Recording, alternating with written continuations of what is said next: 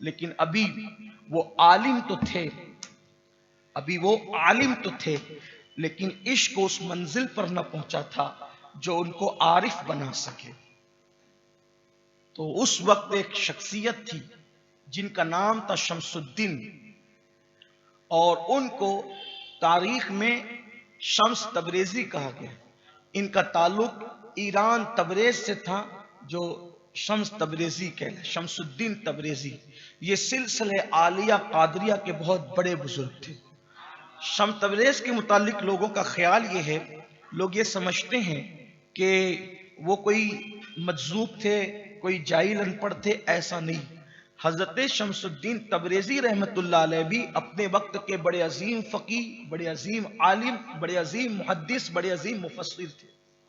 اور ان کے پیر و مرشد کی جب ان پہ نظر پڑی تو انہوں نے سب چھوڑ کر کے جو ہے وہ اسی میں اپنی زندگی کو گزارا، اور وہ ایک عاشق کی حیثیت سے پھر بکھرے ہوئے بال اور پھٹے ہوئے کپڑے پھر اسی دنیا میں وہ آ گئے. تو ان کی ایک تمنا تھی، یہ اللہ سے دعا کرتے تھے کہ مولا جو عشق کی آگ میرے دل میں تو نے لگائی ہے، مجھے کوئی ایسا ملتا نہیں کہ یہ میں اس کے اندر انڈیل دوں. کوئی ایسا دے کہ میرے مرنے سے پہلے کہ میں یہ آگ اس کے دل کے اندر انڈیل سکوں، اس کے دل میں اتار سکوں. تو اس وقت غیب سے آواز آئی، تم کونیا جاؤ، اور کونیا میں ایک شخص ہے محمد جلال الدین رومی، تو اس سے ملاقات کرو. یہ اسی کا دل اس کا متحمل ہے کہ جو آگ عشق کی تیرے دل میں لگی ہے اس کا دل اس کو اٹھا سکے. تو وہ بھی شمس الدین تبریزی بہت بڑے عاشق، وہ بھی سلسلہ قادریہ میں حضور غوث پاک کے خلیفہ اور مرید ہیں. وہ بھی تو یہ بڑے قادری تھے، عظیم سلسلے قادریہ سے وابستہ بزرگ تھے. یہ دعا کرتے تھے کہ مولا جو عشق میرے دل میں ہے کوئی بندہ مجھے ملتا نہیں کہ میں یہ نعمت اس کے دل میں انڈیل دوں. اور اس کے بعد پھر آپ کو اشارہ ہوا کہ آپ جائیں اور کونیا کی سرزمین پر وہ مولانا روم جو وہ جلال الدین رومی موجود ہے وہاں جائیں. اب اس بارے میں 3 اقوال ملتے ہیں کہ پہلی ملاقات حضرت مولانا روم کی شمس تبریزی سے ہوئی کہاں. تو بعض لوگ یہ کہتے ہیں کہ جو کونیا میں ملاقات ہوئی وہ دوسری ملاقات تھی، پہلی ملاقات نہیں تھی. جب دمشق میں مولانا روم رحمت اللہ علیہ تعلیم حاصل کرتے تھے، اس وقت ایک بازار سے مولانا روم جا رہے تھے اور شمس تبریزی بھی جا رہے تھے. تو ہلکی سی نظر پڑی، مولانا کو یوں لگا کوئی اللہ والا ہے، اور وہ بھیڑ میں غائب ہو گئے، نہیں ملے. وہ بہت ڈھونڈا انہوں نے، تلاش کیا لیکن نہیں ملے. ان کو جستجو تھی کسی کی. مولانا روم کے اندر بھی ایک آگ لگی تھی، جستجو تھی، تلاش تھی. اور یاد رکھنا کسی اہل عشق کی اگر دل میں تلاش ہے تو وہ ایک نہ ایک دن آپ کو ضرور ملے گا.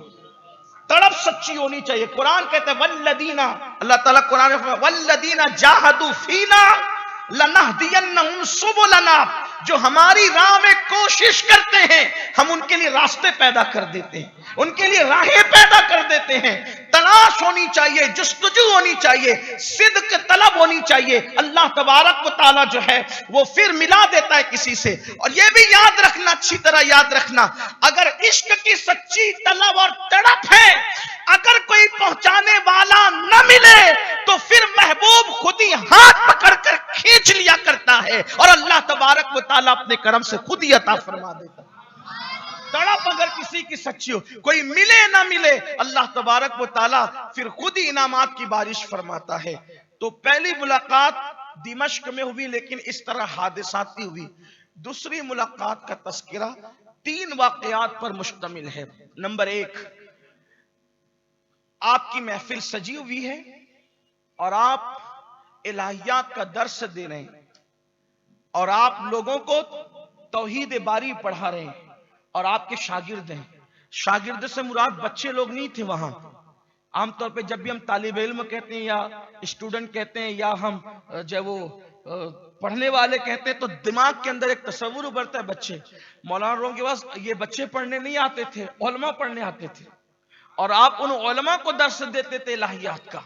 تو اس وقت آپ اور سب سے مشکل درس الہیات کا ہے، اس لیے کہ عقیدہ توحید اس قدر مجہول ہے بیان کے اعتبار سے کہ آدمی اس کو سمجھا بھی نہیں سکتا اچھے سے، ہر آدمی کے بس کی بات ہی نہیں ہے.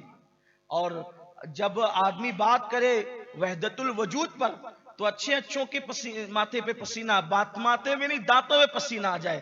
ادھر ہو تو کفر کی طرف جائے، ادھر ہو تو پتہ نہیں کہاں چلا جائے، گمراہی میں گر جائے. بہت سیدھی سیدھی راہ ہے. امام اہل سنت سیدی اعلیٰ حضرت جیسے لوگوں نے وحدت الوجود کی بات آئی تو منہ میں زبان کو دبایا، یوں دبا کر کے کہا آم کھاؤ پیڑ نہ گرے. آپ نے یوں سمجھایا. تو اور وہی آپ جو ہے وہ الہیات کا درس دے رہے، توحید باری سے پڑھا رہے ہیں لوگوں کو کہ کیا ہے خدا کے وجود کی دلیلیں کیا ہیں.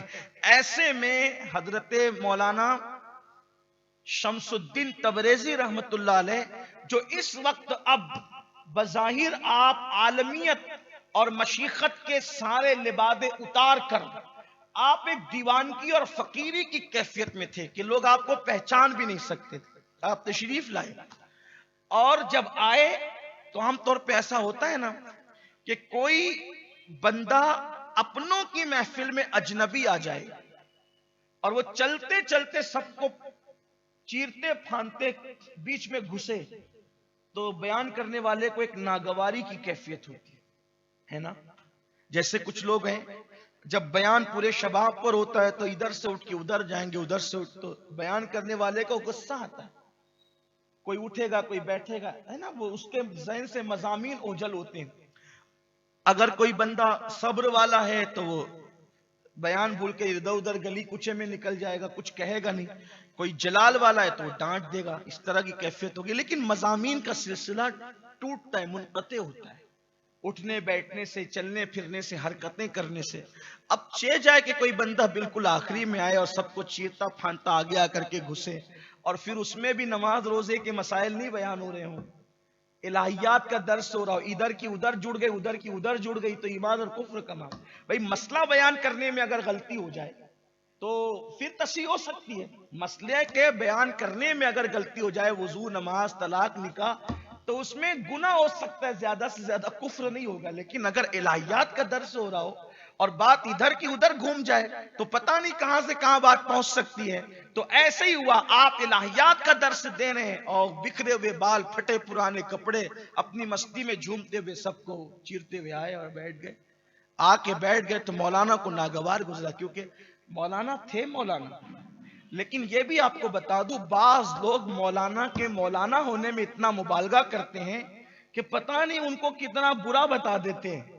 ارے بھئی وہ مولانا تھے، اور جب وہ شمس تبریز سے نہیں بھی ملے تھے تو ان کے اخلاق اور کردار اور کیریکٹر کا عالم یہ تھا. ایک مرتبہ دو لوگ جھگڑا کر رہے تھے، کھڑے ہو کر جھگڑا کر رہے تھے. جھگڑا کرتے ہوئے کہتا تھا کہ مجھے ایک گالی دے گا تو تو 10 سنے گا. اگر مجھے جیسے کہ آج کل کے لوگ ہیں، ایک گالی دے گا تو 10 سنے گا. مولانا وہاں کھڑے ہو کہتے ہیں مجھے دے، اگر 100 دے گا تو ایک بھی نہیں سنے گا، 1000 دے گا تو ایک بھی نہیں سنے گا. دونوں نے دیکھا تو قدم پکڑ لی، معافی مانگی. یہ شمس تبریز سے ملنے سے پہلے کی بات ہے. اس کے بعد آپ جا رہے راستے میں، کتا سو رہا ہے، آپ کھڑے ہو گئے. اب کسی شاگرد نے کتے کو ہٹا دیا، کہا تم نے غلط کیا. جیسے رستہ چلنا تمہارا حق ہے ویسے رستے پہ سونا کتے کا بھی حق ہے، تم نے اس کی نیند کیوں خراب کی. یہ مولانا روم تھے. حضرت شمس تبریز سے ملنے سے پہلے کچھ لوگ، خاص طور پر جاہل لوگ جو جاہل ہیں اور تصوف کی باتیں کرتے ہیں، وہ مولانا روم کو ہلاکو اور چنگیز سے کم بتانے ہی نہیں چاہتے. حالانکہ وہ عالم تھے نا بھائی، عالم تھے، ان کے پاس اخلاق بہت تھا، بڑے بااخلاق تھے وہ. کچھ لوگ یہ کہنا چاہتے ہیں کہ وہ جو شمس تبریز سے ملے تبھی سب کچھ بنے. لیکن واللہ میں آج سے 800-900 سال پہلے کے عالم کی بات کر رہا ہوں. آج کے علماء اتنے بااخلاق ہیں تو وہ جو 700-800 سال پہلے کا عالم وہ کتنا بااخلاق ہوگا، جو کتے کی نیند کا خیال کرتا ہو، جو لوگوں کو یہ کہتا ہو کہ اگر مجھے 1000 گالی دو گے تو ایک بھی نہیں سنو گے. اس کے اخلاق کا عالم کیا ہوگا، اس کے کردار کا عالم کیا ہوگا، اس کے کیریکٹر کا عالم کیا ہوگا. بہت بااخلاق تھے مولانا روم. بس بات اتنی تھی، علم ظاہر سے مکمل لیس تھے. کچھ کرامتوں کا ظہور بھی ہوتا تھا شمس تبریز سے ملنے سے پہلے. کچھ کرامتوں کا ظہور بھی ہوتا تھا، کچھ تصوف کا علم بھی تھا۔ الہیات کے بارے میں تبھی تو سمجھا پا رہے تھے کہ جب علم ہوگا تصوف کا تبھی تو نہ، اگر تصوف کا علم نہ ہو تو وحدت الوجود کے مسئلے پہ کون گفتگو کر سکتا ہے؟ تو مولانا روم کو یہ سب چیزیں پہلے سے تھی پتا، لیکن عشق کی آگ کا وہ جو معیار ہے جو ہم نے بیان کیا، والذین آمنوا اشد حبا للہ، یہ حب للہ کی شدت ابھی اس مقام پر نہ تھی کہ جو مولوی روم کو مولائے روم بنا سکے۔ تو اس وقت شمس تبریز کی کسی کی تلاش تھی، اور پھر شمس تبریز کو کسی رومی کی تلاش تھی۔ اللہ اکبر، جب ملاقات ہوئی اس طرح سے تو تھے بڑے بااخلاق، الہیات کا فلسفہ سمجھاتے ہوئے بھی ایسے چیرتے ہوئے آئے۔ مولانا شمس تبریز رحمت اللہ علیہ، آپ پر ناگوار تو گزرا لیکن آپ نے ایک جملہ نہیں کہا، ایک جملہ نہیں کہا۔ جبکہ اگر مائک خراب ہو جائے تو 10 منٹ ہم مائک پر ہی بولتے ہیں کہ بھئی مائک کیوں خراب ہے، اگر کوئی ووٹ کر کے جائے تو ہم اسی پہ تبصرہ کریں، لیکن الہیات کا درس دینے کے باوجود اتنے اخلاق تھے، ایک جملہ نہیں کہا۔ البتہ انہوں نے درس کو منقطع کرتے ہوئے، درس کو کٹ کرتے ہوئے کہا کہ یہ سب کیا ہے، یہ چیز یہ سب کیا ہے۔ تو اب آپ کا جلال اب نہ رک سکا اور پیمانے صبر لبریز ہوا، کیونکہ بیچ درس میں جو ہے وہ کٹ کیا نا، بیچ درس میں کٹ کیا، اور یہ چیز اچھی نہیں تھی بظاہر، یہ چیز بظاہر اچھی، لیکن وہاں تو معاملہ ہی کچھ اور تھا۔ اسی لیے میں اپنے مبلغین سے بھی کہتا ہوں کہ جب نعت شریف پڑھی جا رہی ہو، جب حدیث شریف پڑھی جا رہی ہو، کوئی بھی آئے آپ نعرہ نہ لگائیں، کیونکہ آپ کے لیے ہمارے لیے ذکر مصطفیٰ اہم ہے۔ اپنی محفلوں کی بات کرتا ہوں میں، اور محفلوں کی نہیں، وہ جانے جو کرتے ہیں ان کا کام۔ مبلغین کو میں منع کرتا ہوں، مجھے بہت دکھ ہوتا ہے، میرے دل پہ گویا کہ کھنجر چلتے ہیں۔ نعت پڑھی جا رہی ہو، لوگ نعت روک کر جب میرے لیے نعرہ لگاتے ہیں تو مجھے بہت دکھ ہوتا ہے، بہت تکلیف ہوتی ہے۔ کیوں؟ ہم کیا ہیں؟ ذکر مصطفیٰ ہو رہا ہو اور وہ کسی کے لیے روک دیا جائے، وہ بھی غلام کے لیے آقا کا ذکر رک جائے، نہیں ہونا چاہیے، نہیں ہونا چاہیے۔ ہاں کچھ لوگ کھڑے ہو کر کے اگر کسی کا، میرا تو کھڑے ہو کر بھی استقبال نہ کیا کریں، لیکن اگر کسی کا کرتے ہیں کھڑے ہو کر تو چپ چاپ کھڑے ہو جائے، نعت شریف پڑھتے ہوئے بھی کھڑے، میرے لیے تو کھڑے بھی نہ ہوا کریں، کوئی ضرورت نہیں۔ ہماری محفل کے اندر صوفیانہ رنگ ہونا چاہیے۔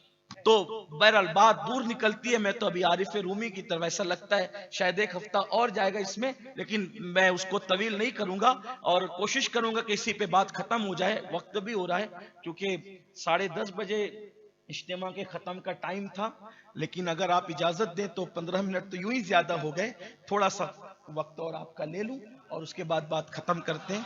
تو چونکہ مولانا روم کی زندگی کا معاملہ ہے تو یہ بات ہو ہی جانی چاہیے۔ تو حضرت عارف رومی نے جب ان کو دیکھا تو ناگواری کا اظہار کیا، تو انہوں نے کہا یہ چیز یہ کیا ہے سب؟ تو انہوں نے پھر جلال میں، علمی جلال، اس لیے کہ جہاں علم ہوتا ہے علم کے ساتھ کچھ جلال بھی ہوتا ہے، علم کی اپنی گرمی ہوتی ہے، لیکن جہاں علم کے ساتھ تصوف آ جاتا ہے تو پھر وہ پانی ڈال دیتا ہے علم کا، پھر وہاں جلال نہیں ہوتا۔ تو یہاں جلال اب تو آ ہی گیا تھا، کہا یہ وہ ہیں کہ تم نہیں جانتے اس کو، تم نہیں جان سکتے۔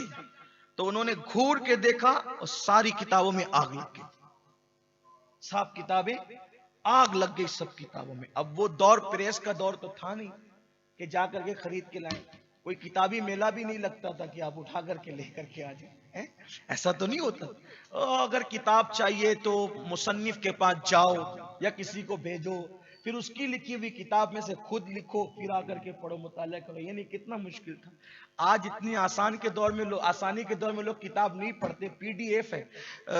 میں سمجھتا ہوں کہ جن کتابوں کو بچپنے میں ہم حوالے دیکھ کر کے کبھی سوچتے تھے یا اللہ اس کتاب کی کبھی زیارت بھی ہوگی یا نہیں ہوگی، انٹرنیٹ نے ایک احسان یہ کر دیا، احسان تو اصل اللہ کا ہے لیکن ترقی کا دور ہے، انٹرنیٹ کے بہت سارے نقصانات میں سے ایک فائدہ یہ بھی ہے، شر میں خیر ہے، کہ جن کتابوں کو کبھی سوچتے تھے کہ زیارت ہوگی کہ نہیں ہوگی، 1 سیکنڈ کے اندر آ جاتی، 1 سیکنڈ میں آ جاتی۔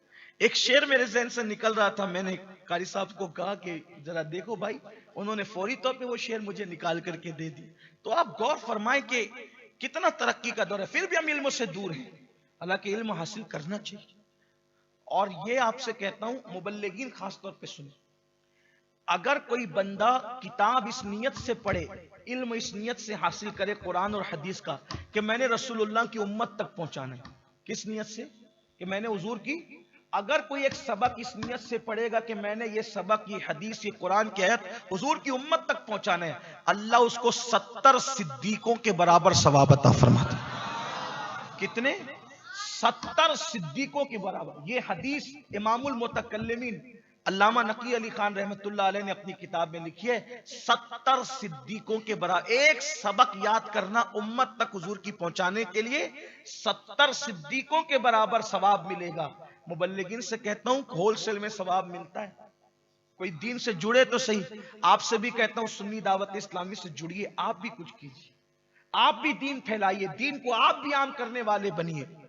تو آگ لگ گئی کتابوں میں. ایک کتاب میں وہاں آگ لگی، ادھر تو پورا دل کا معاملہ زیر و زبر ہو گیا.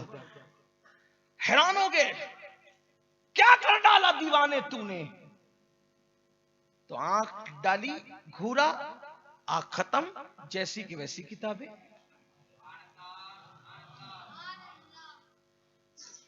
یہ کیا ہے؟ یہ تو نہیں سمجھے گا بھی.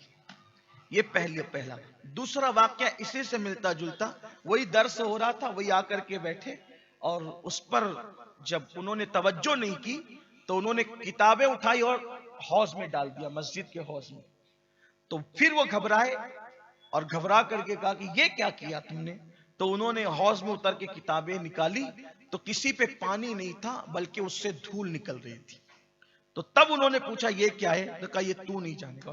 تیسرا واقعہ جس کا انکار کسی نے نہیں. ان دو واقعات کا انکار بعض نے قبول کیا، بعض محققین نے قبول کیا، بعض نے انکار کیا، لیکن یہ تیسرا واقعہ ایسا ہے اس کا انکار کسی کو نہیں تھا. حضرت شمس تبریز رحمت اللہ علیہ جب قونیہ تشریف لائے تو آپ ایک تاجر کے بھیس میں تشریف لائے. وہی حالت تھی آپ کی، بال بڑے ہوئے، لیکن آپ بحیثیت تاجر، اور وہی تجارت آپ کی ایسی تھی شمس تبریز علیہ رحمہ کی، ایک دن میں ایک مرتبہ کچھ بیچتے تھے، اتنا پیسہ مل جاتا تھا ہفتے بھر کام آ جائے، بس اسی سے کام چلاتے رہتے. تو آپ ایک سرائے میں رکے تو حضرت مولانا جلال الدین رحمت اللہ تعالی علیہ وہ پورے کر و فر اور عالمانہ شان و شوکت کے ساتھ جو ہے وہ آئے. لوگ آپ کے ہاتھ پیر چوم رہے تھے اور انہوں نے دور سے دیکھا تو کہا مولانا ایک مسئلہ پوچھنا ہے. تو انہوں نے کہا پوچھو کیا پوچھنا ہے. تو مولانا شمس تبریز نے کہا کہ بایزید بستامی کے بارے میں دو چیزیں میں نے پڑھی، کہ ایک تو یہ کہ انہوں نے خربوزہ نہیں کھایا، اور جب کسی نے پوچھا کہ آپ نے خربوزہ کیوں نہیں کھایا تو وہ کہتے ہیں کہ مجھے نہیں پتا چلا کہ خربوزہ کھانے کی سنت کیا ہے. یعنی حضور نے خربوزہ کھایا یا نہیں کھایا، کھایا تو کیسے کھایا؟ ٹھیک، تو اب کھایا تو کیسے کھایا یہ نہیں پتا. تو جب یہ نہیں پتا تو میں نے خربوزہ نہیں کھایا. کہا ایک تو سنت کی احتیاط اتنی کہ خربوزہ کیسے کھایا نہیں پتا چلا تو خربوزہ ہی نہیں کھائے، اور دوسری جگہ کہیں سبحانی ما اعظم شانی، کہ میں پاک ہوں اور میری شان بہت بڑی ہے. تو ایک جگہ تو سنت کا یہ خیال، اور دوسری جگہ یہ کہتے سبحانی ما اعظم شانی. اور چونکہ حضور علیہ السلام یہ فرما رہے ہیں کہ میں ایک دن میں 70 مرتبہ اللہ کی بارگاہ میں استغفار کرتا ہوں، توبہ کرتا ہوں، رجوع کرتا ہوں، وہ سید المعصومینوں کے یہ کہیں اور یہ کہیں سبحانی ما اعظم شانی، کیا مسئلہ ہے؟ تو مولانا روم نے کہا کہ بایزید روحانیت کے ایک مقام پر جا کر ٹھہر گئے. تو ٹھہر گئے تو اسی لیے کہنے لگے سبحانی ما اعظم شانی. اور رسول اللہ کی شان ہے وَلَلْآخِرَةُ خَيْرٌ لَكَ مِنَ الْأُولَى، آپ کی ہر آنے والی گھڑی پچھلی گھڑی سے بہتر ہے. تو جب حضور آگے کی منزل میں جاتے ہیں تو وہ پیچھے کی جو منزل ہے وہ حضور کے منصب کے اعتبار سے کم نظر آتی ہے، تو حضور اللہ کی بارگاہ میں اس سے رجوع کرتے ہیں. استغفار کرتے ہیں، اللہ کی بارگاہ میں جو ہے وہ رجوع فرماتے ہیں. اس طرح کی بات انہوں نے کہی. پھر حضرت شمس تبریز نے کچھ بات کہی، اور بات جو کہی ہے وہ بڑی ہے بھاری بھرکم. مجمع اس کا متحمل نہیں ہے کہ اس کو یہ بات کہی جا سکے. تو چونکہ مولانا روم اور شمس تبریز کا معاملہ ہے تو یہ تو خانقاہی عنوان تھا. یہ تو احباب نے مجھ سے کہا کہ آپ اس کو چھیڑ دیں، لیکن جتنا عزم ہو سکتا ہے اتنی بات کرتے. انہوں نے کوئی جملہ کہا، اور انہوں نے جو جملہ کہا تو ان کی آنکھیں پھٹی کے پھٹی رہ گئی، اور یہ سمجھے کہ یہ کوئی بڑے بال والا، زلفی بکھری ہوئی زلفوں والا، پھٹے پرانے کپڑے والا تاجر کوئی تاجر نہیں ہے، یہ تو کوئی اور ہی ہے. اور سینے سے لگے، اور جب سینے سے لگے تو جو سینے کی گرمی عشق کی حضرت عارف رومی کو میسر آئی. ایک حجرے میں 6 مہینے تک،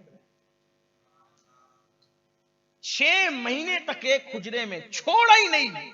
جو ایک بار سینے لگے، کیا پاور ہوگا شمس تبریز کا، کیا عشق ہوگا، کیا سوز و گداز ہوگا، کیا اسرار و رموز ہوں گے کہ ایک بار سینے سے لگے ہیں اور سینہ سینے سے ملا ہے. 6 مہینے تک ہاتھ نہیں چھوڑا. سارے شاگردوں کو چھوڑ دیا، بچوں کو چھوڑ دیا، بیوی سے ملاقات نہ رہی، بس ایک ہی دھن ہے، شمس تبریز شمس تبریز شمس تبریز، ایک ہی دھن ہے.